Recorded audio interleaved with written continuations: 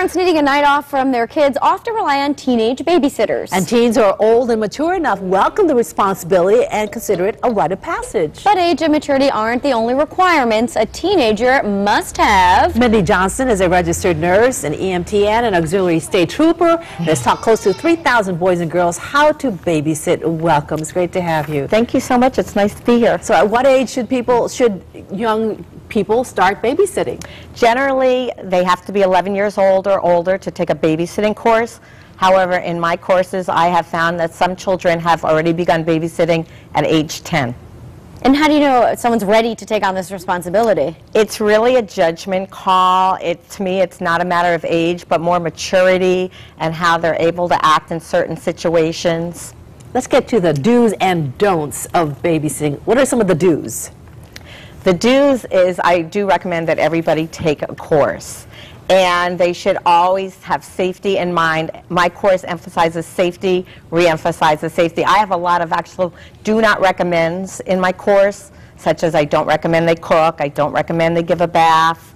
I do recommend that they talk through a locked door if someone's knocking on the door. Let's talk a little bit more about that one. So sometimes you would think, just pretend you're not home, ignore the knocking. You don't recommend that? Absolutely not. Burglars will typically knock on a door to see if anyone's home. They want the path of least resistance. They want to get in and they want to get out. They don't want to be seen. So typically, if they're knocking on the door and no one answers, they will assume that no one's home. And there have been people, children I know of, who've been hiding in closets as people have been walking through their house, stealing the jewelry and the cash. Let's talk about some more of those don'ts. And you say, as a babysitter, you should not play hide and seek. That was my one experience as a babysitter. I have to chime in. One game of hide and seek, I never babysat again. It's a terrible idea because it's like you lost the child. Yeah. I tell the students in my course that if they are playing hide and seek, what are they not doing? And they're not watching the children. That's right, you don't know where they are. No, my course is a 7-session course, and I include a lot of true stories that I've gathered over my 29 years of teaching.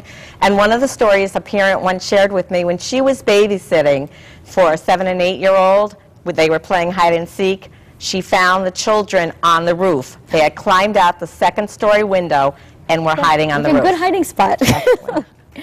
So you mentioned here we should know the location of the family's fire meeting place. What does that mean exactly? Absolutely. Every family should have a fire meeting place, which is a location somewhere outside of the house, but a safe distance, not in the driveway, not across the street. Unfortunately, people have gone back into homes, firefighters, family members, looking for someone who they thought might still be in a house, and those people are out. And there are times where these people do not make it back out.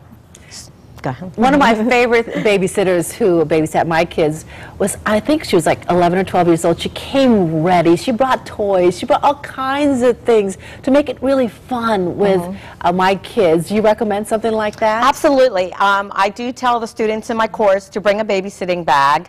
I've designed some materials, a sitter's notepad, but also to bring age-appropriate toys and games. Totally rated G movies. I tell them do not bring the movie Titanic for a 5-year-old to watch.